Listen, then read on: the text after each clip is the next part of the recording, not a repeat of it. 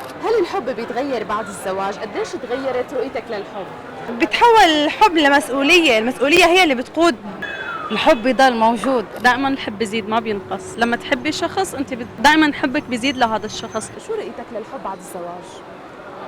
هلا حسب المعامله، حسب الزوجه. هلا أنا الحمد لله رب العالمين بالنسبه لزوجتي يعني حبيتها، بس بعد ما تزوجنا صار الحب اكبر اكيد، يعني صار في اولاد وصار كذا. الحمد لله رب العالمين. قبل الزواج ما في شيء اسمه حب، كله كذب، كله كذب، بس بعد الزواج بيجي الحب. اكيد بيزيد الحب بعد الزواج؟ اكيد مع الاتفاق مع المعاشره كله بيزيد. لا هذا الحكي مو صحيح، بيكون هن عندهم مشاكل بين بعضهم. هلا دائما يوم بيجي الولد او بيجي البنت او تيجي هيك بعد الزواج بصير متعه، بصير محبه، بصير كثير شغلات حلوه. بيضل بيستمر، واللي بيخليه يستمر يعني بيزيد واللي بيخليه يستمر الاطفال، الاولاد، العيله، هذا بيخليه يستمر. اكيد ايه، دائما الحب بيزيد ما بينقص. لما تحبي شخص انت دائما حبك بيزيد لهذا الشخص، والحب ما ممكن لا يقل ولا يتغير ولا يتحول لكره، مستحيل. لما يكون شخص صح دائما حبك عم بيزيد، كل ما تزيد ايامك معه كل ما يزيد حبك له اكيد.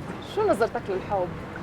الحب اجمل شيء اذا كان صح. هلا للامانه الحب واضح بعيونكم. الحمد لله. ايه الحب اجمل شيء. شوفي لما الواحد يحب ويكون الشخص صح، اهم شيء اختياره صح، ويكون الشخص الثاني عم يبادله الحب، كل شيء بيصير حلو بالحياه. يعني حتى الشغله الصعبه بيستمتع فيها. بتعرفي نحن هلا تجهيزات عرس وكذا ضغط وكثير امور، بس كلها عم نستمتع فيها خطوه بخطوه لانه عايشينها صح الحمد لله. يعني برايك الحب بيتغير بعد الزواج؟ قديش تغيرت رؤيتك للحب؟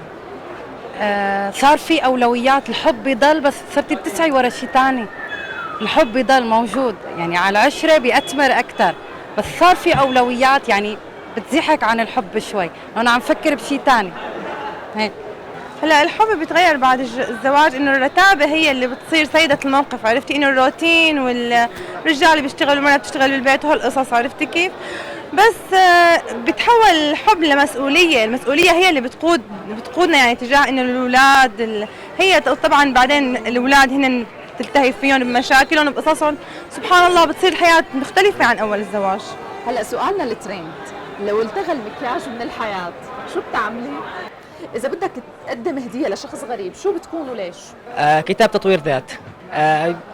لربما يعني يكون عنده يعني أشياء ناقصة فيكملها يعني. هلا لشخص غريب أكيد بده يكون محتاج مبلغ مالي، هيك أكثر شيء فينا نساعده. دعم له بكل شيء، ماديا أو معنويا أو عاطفيا. شو الهدية؟ احيانا وقفتي مع واحد موقف صعب له او بلحظه زعل، هي اكبر هديه.